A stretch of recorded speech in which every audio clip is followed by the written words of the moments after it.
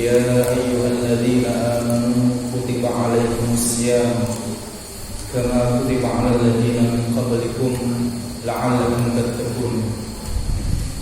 أحمده سبحانه وتعالى حمدا كثيرا طيبا مباركا فيه كما يحب ربنا ويرضاه.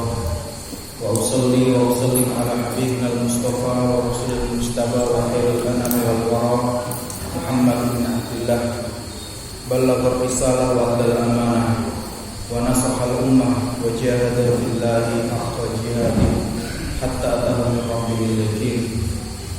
أما بعد ورب اشرح لي صدري ويسر لي أمري واحلل عقدة من لساني yafqahu qawli. Amma ba'd. Yang kami ta'zimi, yang kami muliakan para alim, para ulama, sepuh demi sepuh, para pengurus jajaran Masjid Al-Muhajirin Balai Kambang, para pengurus Kampung Quran Balai Kambang, dan jemaah pengajian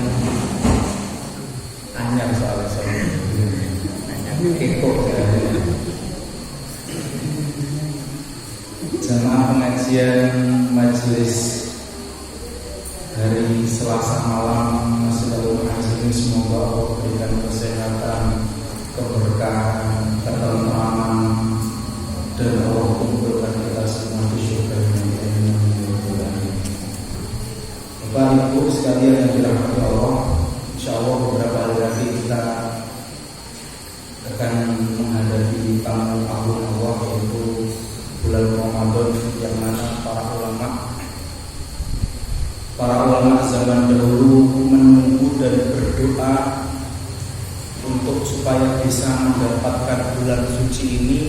Mereka berdoa 6 bulan sebelum datangnya bulan Ramadan. Kalau baginda Rasulullah mengajarkan doa, Allahumma barik lana fi rajabina wa sya'banina wa balighna Ramadan, 3 bulan sebelum Ramadan datang atau 2 bulan sebelum Ramadan datang. Ulama zaman dahulu itu mereka berdoa agar bertemu bulan Ramadan 6 bulan sebelumnya. Jadi lebih luar biasa. Kenapa kok sangat antusias sekali? Ada apa dengan Ramadan? What's wrong? Why? Kenapa kok beliau itu sangat antusias? Karena pada bulan ini Allah berikan banyak sekali kebaikan. Pada bulan ini Allah lipat gandakan semua amal soleh. Pada bulan ini Allah tutup semua pintu-pintu neraka. Pada bulan ini Allah buka pintu surga selebar-lebarnya. Seperti yang dikabarkan oleh baginda Rasulullah SAW, qad ja'akum syahrul Ramadan, telah datang kepada kalian bulan Ramadan. Dan hadis ini disampaikan persis kira-kira kayak waktu kita sekarang di akhir bulan Sya'ban. Menjelang bulan Ramadan, Rasulullah mengabarkan hadis ini. Qad ja'akum syahrul Ramadan, telah datang sebentar lagi bulan Ramadan. Syahrul Mubarak. Nabi Muhammad memberikan sifat bulan ini sebagai bulan yang berkah. Kemudian iftaradha alaikumusiyam, pada bulan ini Allah wajibkan bagi kalian berpuasa. Yang mana puasa ini adalah syariat yang Allah berikan khusus untuk umatnya Nabi Muhammad 30 hari penuh. Dan ini merupakan syariat khusus yang mana umat-umat sebelumnya tidak sama puasanya. Nabi Daud selang-seling, kemudian Nabi Ibrahim ketika ada tamu dan lain sebagainya. Kemudian iftaradha alaikumusiyam wa futihat abwabul jannah, pada bulan ini pintu surga dibuka selebar-lebarnya. Kemudian wa ghuliqat abwabun nar, pada bulan ini juga Allah tutup serapat-rapatnya pintu neraka. Wa sufidatish syayatin, dan Allah belenggu para setan-setan, para iblis-iblis pada bulan Ramadan. Wa fihi lailatun khairun min alfi syahr, dan pada bulan ini Allah turunkan satu malam yang itu lebih baik daripada 1000 bulan. Ini keutamaannya. Maka di akhir hadis ini perhatiannya mohon diperhatikan. Ini penting. Faman qad hurim. Ini Rasulullah mengatakan, maka barang siapa Allah tidak berikan, Allah haramkan bulan ini, Allah tidak berikan bulan ini pada mereka, faqad hurim, maka dia pun tidak akan mendapatkan kebaikan ini. Artinya di akhir hadis Rasulullah mengabarkan ada sebagian kita di antara manusia yang tidak mendapatkan keutamaan bulan ini. Ya, jadi bulan Ramadan itu sudah terkenal, sudah seluruh dunia, seluruh penjuru bumi dibuka pintu neraka, ditutup pintu dibuka pintu surga, tutup pintu neraka, sudah maklum, sudah orang tahu. Tapi yang tidak banyak tahu, tidak semua orang mendapatkan kemuliaan bulan ini. Maka hati-hati. Maka Rasulullah pernah bersabda, kam au rubba shaimin laisa lahu min siyamihi ilal ju'i wal atas. Berapa banyak dari orang yang puasa ternyata dia tidak mendapatkan apa-apa melainkan lapar dan dahaga. Jadi hati-hati. Maka kita perlu mengkaji, perlu kita belajar agar kita mendapatkan pahala terbaik pada bulan Ramadan. Dan salah satunya kita juga perlu untuk bermajelis, ben ngerti, ben eruh iki strategi ben Ramadan sukses, ben Ramadannya tidak sia-sia, tidak hanya mendapatkan lapar dan dahaga saja. Nih, Bapak Ibu yang dimuliakan oleh Allah Subhanahu wa taala, kita lanjutkan kembali pembahasan hadis kitab Arba'in Nawawi yang ke-25. Ini insyaallah sudah setengah lebih daripada pembahasan hadis ini, dan semoga Allah istiqomahkan sampai terakhir dan bisa mendapatkan keutamaan dari kitab Arba'in Nawawi. Hadis ke-25. Bismillahirrahmanirrahim. An Abi Dzar radhiyallahu anhu. Hadis ini diriwayatkan oleh sahabat mulia bernama Abu Dzar, semoga Allah meridhoinya. Anna unasan, beliau menceritakan, Abu Dzar menceritakan, meriwayatkan, anna nasan min ashabi Rasulullah sallallahu alaihi wasallam. Ada beberapa sahabat Rasulullah, ya, ada beberapa orang dari sahabat Rasulullah itu, ya, pergi menemui Rasulullah dan mengatakan, qalu li Nabi sallallahu alaihi wasallam, dan mengatakan kepada baginda Rasulullah sallallahu alaihi wasallam, madun, ada orang dari sahabat Rasulullah pergi ke Rasul untuk mereka lapor, mengatakan kepada Rasulullah, dzahaba ahlud duthuri bil ujur yusalluna kama nusalli. Saya izin minta apa? Ada. Yusalluna kama nusalli wa yasumuna kama nasum wa yatasaddaquna bi fuduli amwalihim. Jadi orang-orang ini dikatakan oleh para ulama, orang-orang ini adalah termasuk fuqara'ul muhajirin. Ya, jadi fuqara'ul muhajirin itu adalah orang-orang fakir dari muhajirin, dari golongan orang yang hijrah. Di Indonesia lupa, hijrah itu dari Mekah ke Madinah itu bukan amalan yang mudah. Ketika Rasulullah perintahkan orang beriman Mekah ketika itu untuk pergi hijrah ke Madinah, itu tidak mudah, Pak. Maka dikatakan hadis pertama yang kita pelajari di awal buku itu, innamal a'malu binniyat. Sesungguhnya amal perbuatan tergantung pada niatnya. Faman kana hijratuhu, diibaratkan contohnya oleh Rasul dengan hijrah. Kenapa kok hijrah? Hijrah itu tidak mudah. Faman kana hijratuhu ila Allahi wa rasulih, barang siapa yang hijrahnya karena Allah dan Rasulnya, fa hijratuhu ila Allah, maka dia akan mendapatkan pahala dari Allah dan Rasul. Faman kanat hijratuhu lidunya yusibuha, dan barang siapa yang hijrahnya karena ingin dapat dunia atau perempuan, karena ketika itu ada seorang laki-laki hendak melamar perempuan bernama Ummul Qais, perempuannya tidak mau, dengan syarat saya mau menikah dengan kamu tapi kamu ikut saya hijrah ke Madinah. Karena laki-laki itu ngebet pengen nikah dengan Ummul Qais, dia mengiyakan, oke siap, aku akan hijrah bersamamu, bersama Rasulullah ke Madinah. Tapi niatnya beda. Bukan karena Allah dan Rasulullah, tapi ingin mendapatkan wanita dambaan yang ingin dia sulti.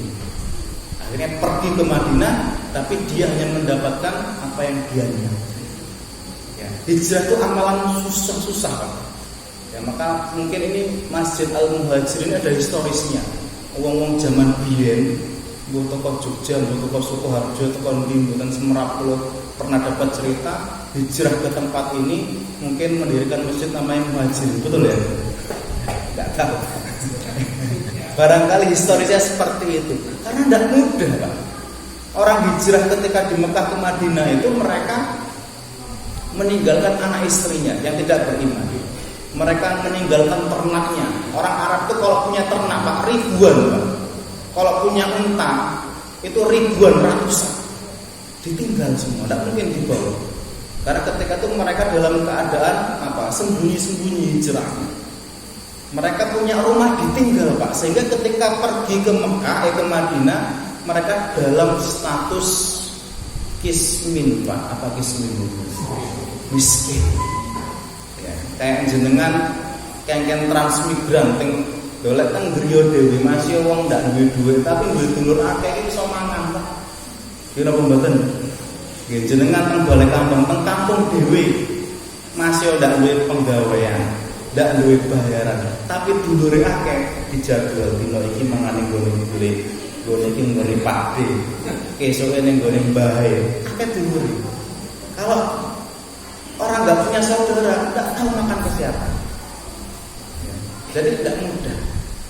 Maka yang lapor tadi ini adalah orang-orang fakir muhajir. Mereka lapor ke Rasulullah. Karena orang muhajir itu meninggalkan dari tempat dia itu lahir, tempat dia itu tidak punya apa-apa, tidak bawa apa, pergi ke tempat yang dia itu aman imannya, tapi tidak punya apa-apa. Ya, mereka lapor kepada Rasulullah dan mengatakan, wahai Rasulullah, orang-orang kaya itu mereka dapat pahala. Dzahaba ahlu dusur. Ahlu dusur itu adalah orang-orang yang kaya. Ya, dusur itu artinya dia punya banyak harta. Bil ujur, orang kaya itu kok bisa bawa harta? Orang kaya itu kok bisa bawa pahala lebih banyak daripada kita? Loh kenapa? Yusalluna kama nusalli. Mereka itu orang-orang kaya sholat seperti halnya kita sholat orang-orang fakir. Kemudian mengatakan wa yasumuna kama nasum. Dan orang-orang kaya mereka berpuasa seperti halnya kami puasa orang-orang miskin tadi itu. Tetapi kelebihan mereka apa? Wa yatasaddaquna bi fuduli amwalihim.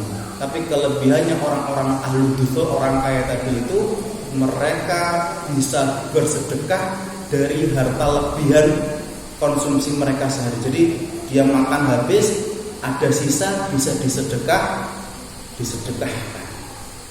Wah, kita bisa membaca, Pak. Keadaan dari cerita ini ternyata zaman Rasulullah itu ada juga seperti kita. Ono wong sugih, ono wong ndak sugih ya. Ngomong miskin ndak enak ya. Ndak sugih. Ya. Ini keadaan orang-orang sahabat zaman Rasulullah sama seperti kita, Pak. Tetapi hebatnya mereka orang yang kaya, mereka bersyukur dan ahli sedekah. Kemudian orang ndak sugihnya, mereka itu bersabar. Tapi ada poin di sini adalah mereka pengen supaya berlomba-lomba dalam kebaikan. Maka Pak, iri itu tidak boleh. Kan kayak tadi kesannya iri, kok enak sing sugih iso sedekah. Kan kesannya iri. Ya. Tapi dalam Islam ada dua hal. Ya, ada namanya hasad, ya. Ada namanya hasad. Saya izin berdiri, Pak, ya untuk bisa menjelaskan. Ada namanya hasad, Pak. Ada namanya hasad. Hasad itu artinya iri, dengki. Ya. Iri dengki itu bukan asal.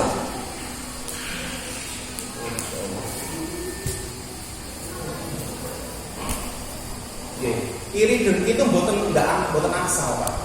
Jadi iri dengki, kita melihat saudara kita kok dia punya sesuatu, kita mengharapkan kejelekan bagi dia, atau kita pengen supaya apa yang dia dapatkan itu hilang, itu tidak boleh. Ya. Tapi ada yang boleh, namanya hiktot.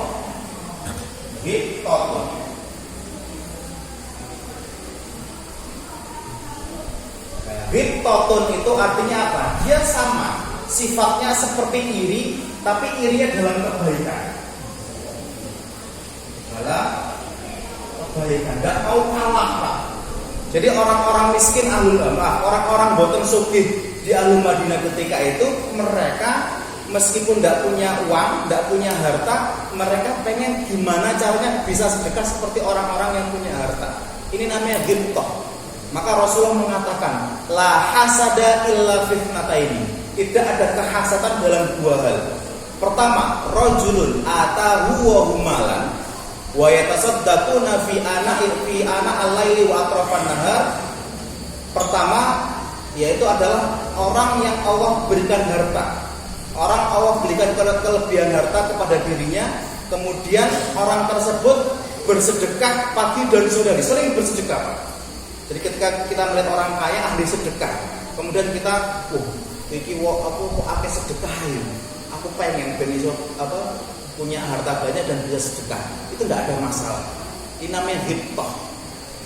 Ya. Kemudian yang kedua, golongan kedua yang diperbolehkan untuk kita iri dalam kebaikan, yaitu adalah rajulun atahu wa qur'anan wa yaqra'u atrafal laili wa anna alahal. Kemudian yang kedua adalah golongan ketika Allah berikan dia Quran. Allah berikan kelebihan dia hafal Quran, dia bisa baca Quran dengan baik. Kemudian orang tadi itu sering membaca Quran pagi dan siang hari, pagi dan sore hari. Kemudian ketika kita mengatakan, kok enak suaranya, kok enak hafalannya, kita ingin berlomba-lomba seperti itu, tidak ada masalah. Itu namanya ghibthah. Jadi boleh, ya, boleh kita itu merasa tidak mau kalah dengan dua hal tadi. Ya, jadi ini yang harus kita perhatikan. Jadi orang-orang Ahlul Madinah itu mereka seperti itu, Pak. Ya, orang-orang miskin Ahlul Madinah ketika itu yang dari golongan kaum muhajirin itu, kok enak wong sugih yo. Iso sembayang tok ade sembayang, poso yo poso, sembayang yo sembayang, tapi kelebihannya adalah mereka bisa sedekah yang mana kita nggak bisa sedekah. Loh, orang miskin gimana mau sedekah? Uang untuk dunia aja kadang-kadang. Ini lapor ke Rasulullah, ya, madul ke Kanjeng Nabi. Ya, kemudian apa yang dijawab oleh baginda Rasulullah Shallallahu Alaihi Wasallam? Nah, ini bagaimana seorang Rasul sebagai seorang pendidik, sebagai seorang pemimpin, beliau mengetahui keadaan dan perasaannya daripada umatnya. Lek jenengan pemimpin di maduli ngunu, ya respon jenengan. Salah iso kok ndak kerja. Salah iso kok males. Kan gitu Pak, kadang-kadang kalau kita madul ke pemimpin kita, kok enak ada orang bisa kaya dari sedekah. Aku ya opo. Kalau kita madul ke pemimpin kita sekarang itu ya kerja ben sugih kan gitu beda. Tapi Rasulullah enggak, Pak. Beliau memberikan sebuah ungkapan, beliau memberikan sebuah solusi yang itu bisa membesarkan umatnya dalam keadaan kategori tidak kaya tersebut. Ya. Kemudian dikatakan oleh baginda Rasulullah Shallallahu Alaihi Wasallam, awalaisa qad ja'alallahu lakum ma yatasaddaqun. Bukankah sudah Allah jadikan bagi kalian dari segala sesuatu yang kalian mampu sedekahkan. Jadi Allah itu sudah mengatur buat kalian yang dalam kategori tidak kaya tadi itu, jenengan juga bisa sedekah, Pak. Masih tidak ada duit, jenengan masih bisa sedekah, kata Rasulullah SAW. Ini saya baca dulu, Pak, ya, biar nanti bisa sempurna hadisnya, kemudian kita terangkan. Kemudian Rasulullah melanjutkan, innalakum bikulli tasbihatin shadaqah.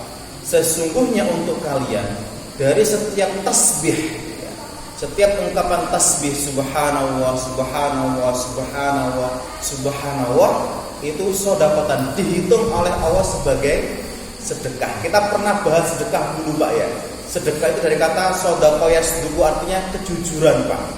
Jadi untuk membuktikan iman kita jujur apa enggak, maka kita perlu untuk sedekah, perlu kita membuktikannya dengan cara sedekah. Ya, ini arti dari sedekah tadi. Maka fikul litasbihatin shadaqah. Jadi katanya Rasulullah untuk orang-orang yang tidak kaya tadi, setiap tasbih itu juga dihitung dengan sedekah. Wa kulli takbiratin shadaqah, dan setiap takbir yang kita baca Allahu akbar, Allahu akbar, Allahu akbar, Allahu akbar, itu juga hitungannya sedekah. Wa kulli tahmidatin shadaqah, dan setiap hamdalah yang kita baca alhamdulillah alhamdulillah alhamdulillah juga termasuk sedekah. Boten usah nganggo duit, boten usah nganggo harta. Cukup modal abang, modal jeplak ya, asal kita mau jeplak apa mboten. Ya. Itu yang Rasulullah kabarkan untuk orang-orang yang boten kaya dari ahli Madinah. Kemudian disampaikan wa kulli tahlilatin shadaqah, dan setiap tahlil yang kita baca. Misalnya tahlilan Pak ya, tahlilatin. Jadi tahlil itu perkataan la ilaha illallah, la ilaha illallah, la ilaha illallah. Ini kalimat tauhid Pak, kalimat yang azim, kalimat yang luar biasa. Ketika kita bertahlil, ya, ini bukan dalil yang menguatkan ya. Mohon maaf, ini apa namanya? Ya mungkin bisa dijadikan, tapi yang dimaksud di sini adalah tahlilatin. Perkataan la ilaha illallah itu adalah merupakan sedekah. La ilaha illallah, la ilaha illallah, la ilaha illallah itu kalimat tauhid Pak. Kalimat yang kita menginginkan untuk mati mengucapkan kalimat itu, dan nanti kita dibangkitkan dengan kalimat la ilaha illallah. Jadi ini kalimat mulia. Kita hidup ya, ketika kita diadzani ya, itu ada la ilaha illallah di akhir adzan tersebut. Dan kita mati pun berharap supaya di akhir hayat kita mengucapkan la ilaha illallah. Maka Rasul mengatakan man qala la ilaha illallah fi akhir hayati dakhalal jannah. Barang siapa yang mengatakan la ilaha illallah di akhir hayatnya, maka Allah akan berikan surga. Ini kalimat yang luar biasa. Ya, terkait bagaimana kita berzikir dengan tahlil. Kemudian wa amrin bima'rufin shadaqah, kita menyuruh kepada kebaikan, menyeru kepada kebaikan juga termasuk sedekah. Wa nahyi an munkar shadaqah, dan kita mencegah orang dari berbuat maksiat itu juga merupakan sedekah. Ya. Kemudian yang terakhir yang itu dikabarkan oleh Rasulullah, wa fi bud'i ahadikum shadaqah, dan di setiap kemaluan pasanganmu itu juga merupakan ada sedekah di dalamnya. Kemudian salah seorang sahabat yang dari kalangan orang tidak kaya tadi mengatakan, wahai Rasulullah, kalau seandainya di antara kita itu menyempurnakan syahwatnya, menyalurkan syahwatnya, apakah itu mendapatkan pahala? Katanya Rasulullah, dijawab, bukankah? Dijawabnya bukan dengan jawaban iya atau tidak, tapi dijawab dengan pertanyaan lagi, bukankah kalau orang menyalurkan syahwatnya kepada sesuatu yang haram dia juga dapat dosa? Maka orang yang menyalurkan syahwatnya dalam keadaan halal, maka dia pun dapat pahala. Ini diberikan informasi kepada orang-orang tidak kaya pada Al-Madinah. Ya, sehingga orang-orang Madinah itu semangat. Ya, orang yang tidak kaya itu semangat bagaimana dia itu apa? Bagaimana dia itu betul-betul apa? Bisa menandingi orang-orang yang tidak kaya tadi. Ya, kemudian saya izin untuk menjelaskan terkait bagaimana sedekah yang ini disampaikan oleh baginda dalam hadis ini. Ya, ini sama panggil. Jadi ketika kita bahas macam sedekah, Pak, ya, macam sedekah. Jadi macam sedekah itu ada dua macam. Pertama, sedekah itu ini sedekahnya Allah kepada hamba. Nah, ini belum pernah mendengar ya. Tapi ini ada sebuah hadis, sebuah redaksi yang mengatakan Allah itu memberikan sedekah pada hambanya. Kemudian yang kedua, ada sedekah hamba, sedekah seorang hamba, sedekah seorang hamba. Sedekah hamba, bukan sedekah hamba kepada Allah, tidak, sedekah hamba, ya. Ya. Sedekah Allah pada hamba ini, ya. Ada sebuah redaksi mengatakan, sebuah dalil mengatakan bahwasanya Allah Subhanahu wa taala ketika Rasulullah dalam keadaan berperang, ya, berperang, kemudian disyariatkan untuk memendekkan sholat. Ada rukhsah namanya, yaitu untuk memendekkan sholat. Kemudian ketika perang selesai, tapi ketika itu dalam keadaan safar, artinya perang sudah selesai, kemudian pulang dalam keadaan selesai berperang. Kemudian ketika waktu sholat, loh kok masih dikosor Rasulullah. Ya, kemudian Rasulullah menjawab, ya, innaha shadaqah. Ya, apa ya? Shadaqatun, shadaqallahu lakum. Sesungguhnya ini merupakan sedekah yang disedekahkan Allah kepada kalian. Artinya harusnya 4 rakaat, tetapi diberikan rukhsah keringanan, yaitu cuma sholat 2 rakaat. Ini kalau kita bisa bicara rukhsah, ini rukhsah. Tapi secara umumnya ini dikatakan juga, ada redaksi mengatakan ini juga sedekahnya Allah kepada hambanya, memberikan kemudahan untuk hambanya ketika dalam keadaan bersafar atau dalam keadaan berpergian. Ya, kemudian contoh lain ya daripada ini, ya, ketika ada seorang hamba, dia terbiasa untuk mengerjakan sholat malam, ya. Kok qadarullah suatu ketika dia itu sudah ketika dalam keadaan mau tidur, niat besok bangun jam 3 atau jam setengah 3. Tapi qadarullah tiba-tiba bangunnya setelah subuh. Kira-kira dapat pahala atau enggak, Pak? Dengan niat dan kebiasaan dia, maka dia dapat pahala, ya, terdapat pahala. Maka dalam keadaan seperti ini juga termasuk sedekahnya Allah Subhanahu wa taala kepada hamba. Ya. Kemudian terkait sedekah hamba ini, Pak, ya, Masya Allah, ya, sedekah hamba ini ada 2 macam. Ya, ada sedekah harta. Ya, kita sering mendengar sedekah harta. Dan sedekah harta ini biasanya dikerjakan oleh orang yang punya kelebihan. Orang yang punya kelebihan. Artinya mohon maaf, Pak, bukan orang kaya. Saya bilang orang yang punya kelebihan. Karena enggak semua orang kaya dia mau sedekah, Pak. Ya, mohon maaf, orang kelebihan itu maksudnya apa? Dia 1 hari makan 10.000. Ya, 1 hari makan 10.000. Ya, 3 kali makan 10.000, anggaplah kecukupannya 10.000. Kemudian Allah berikan rezeki 15.000. Dia orang kelebihan itu enggak, Pak? Kelebihan 5.000. Ya, ada orang biasanya tukang becak. Ya, mangan sedina 30.000. Ya, dengan keluarga 30.000. Qadarullah ketika itu dapat dapat rezeki 50.000, sisa 20.000. Biasanya langsung dibuat masjid, Pak. Enggak ngenteni sugih, enggak ngenteni jadi pejabat baru sedekah. Ini artinya orang yang punya kelebihan. Ya, jadi bagi orang-orang yang memiliki kelebihan dari harta yang dia konsumsi sehari-hari, maka dia sisihkan dan itu menjadi sedekah bagi dia. Ketika ini dikategorikan sedekah. Dan kalau sedekah itu enggak nunggu kaya, Pak. Ya, enggak nunggu kaya. Kalau nunggu kaya selak mati. Nggih. Lho estu, karena aku lek bayaranku saulang 30 juta, aku kate sedekah. Nek 30 juta wis mati sih, ya. Jadi jangan berandai-andai seperti itu. Ada uang lebih yang dimakan selesai, kasihkan kepada orang. Ya. Jangan berandai-andai, saya nanti kalau sudah punya mobil 5 saya baru akan sedekah. Tidak akan pernah terjadi, Pak.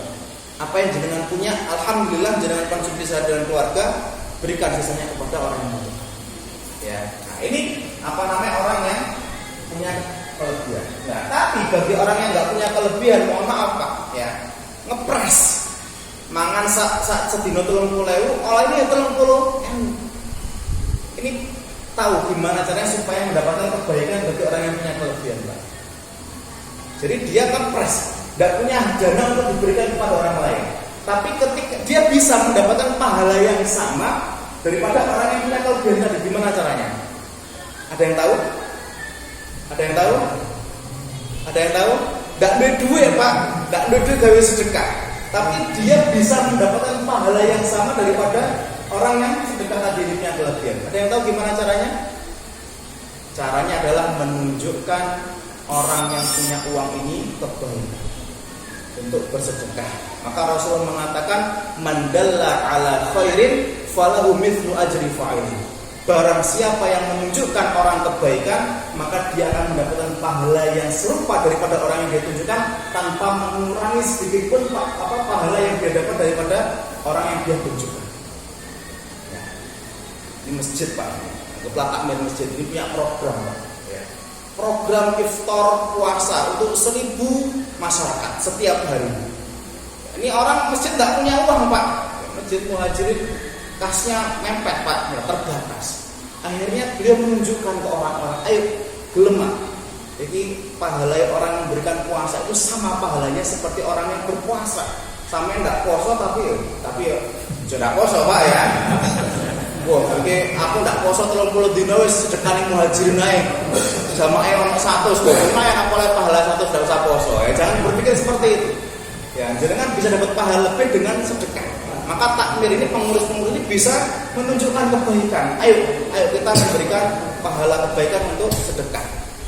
Nah, ini bisa dengan seperti itu, menunjukkan kebaikan, ngajak. Ya, maka pada prinsipnya ya, ketika ada takmir masjid mengajak, itu bukan dalam rangka minta-minta, Pak. Ini mohon maaf, ini saya pernah ditegur sama Ustaz Imron.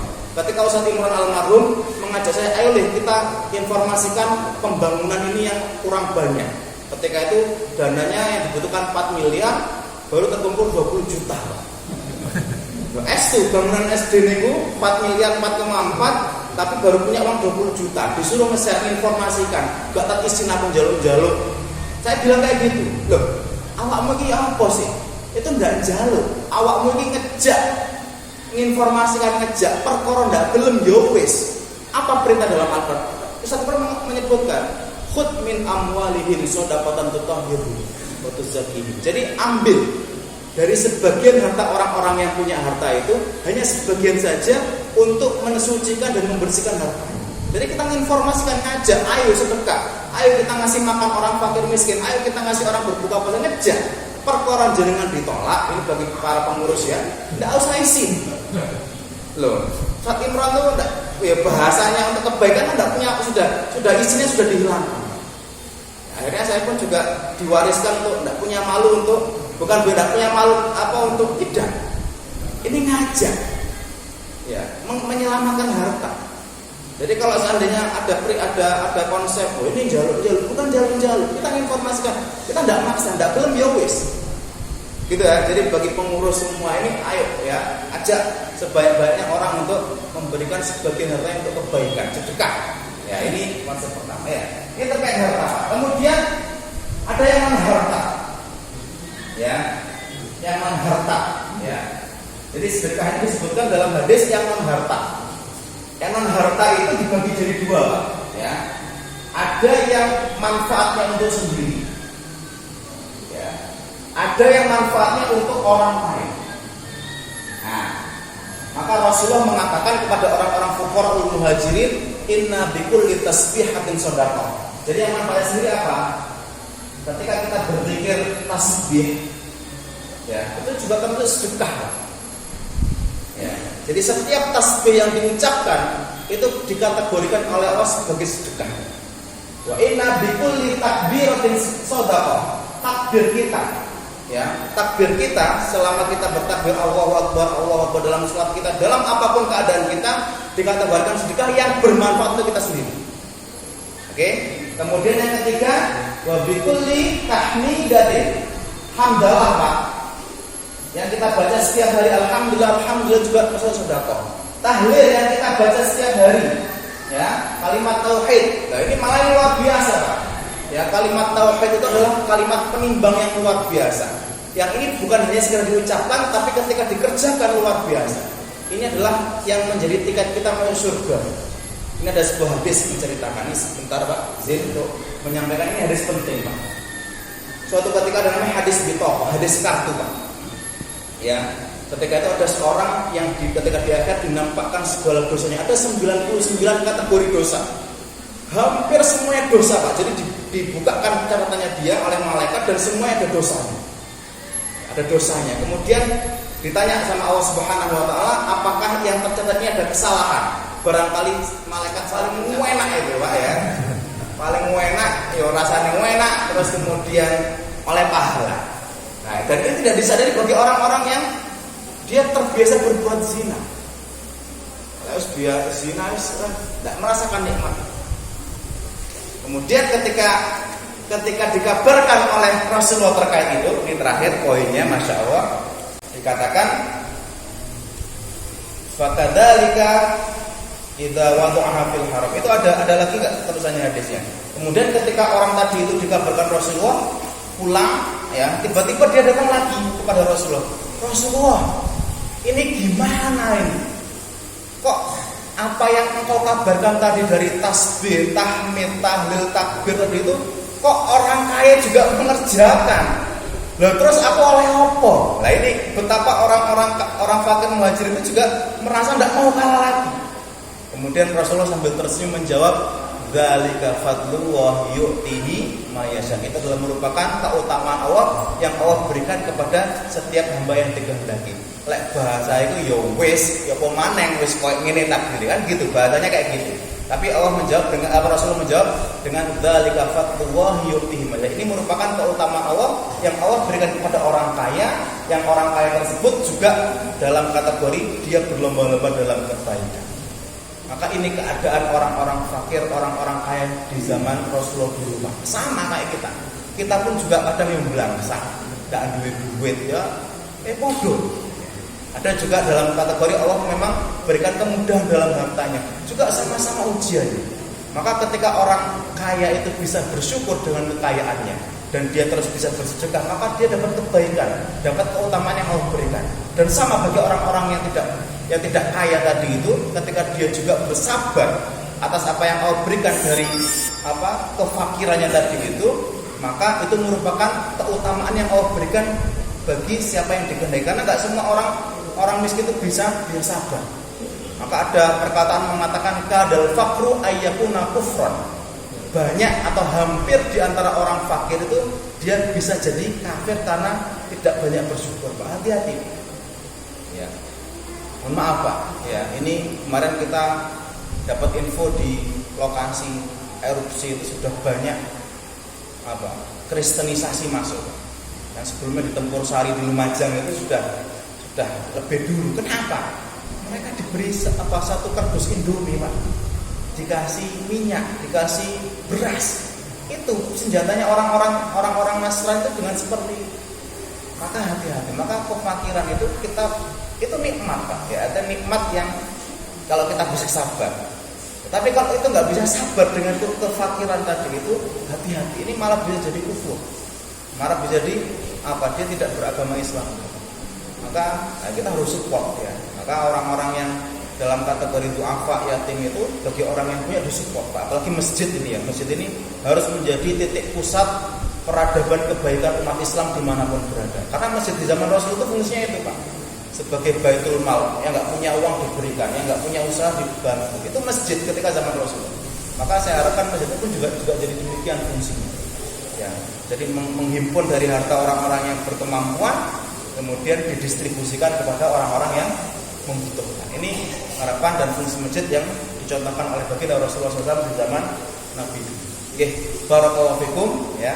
Insyaallah hadis ke-25 rampung. Semoga manfaat dan insya Allah sedekah yang kita kerjakan Pak pada bulan Ramadan akan dilipat gandakan. Betul. Jadi inilah diskonnya bulan Ramadan ini, masya Allah. Jadi kita ngerjakan ini tadi itu dengan dalam kategori yang kurang sugih tadi itu tidak usah khawatir Pak. Si ono akeh sih ya. Tapi yang punya kelebihan tadi, bukan yang kaya Pak ya, yang punya kelebihan tadi ya 1.000 tidak apa-apa. Yang penting dia ada usaha untuk sedekah harta tadi. Ya, inilah rahmatnya Allah pada kita. Jadi dalam keadaan apapun Allah berikan kemuliaan. Jadi agama ini bukan hanya untuk segelintir orang saja, bukan untuk orang kaya saja, bukan untuk orang miskin, tapi untuk semuanya. Ya, rahmatan lil alamin. muslimin. Barakallahu fikum. Sallallahu ala sayyidina Muhammad. Subhanakallahumma wa bihamdika asyhadu an la ilaha illa anta astaghfiruka wa atubu ilaik. Assalamualaikum warahmatullahi wabarakatuh. Waalaikumsalam.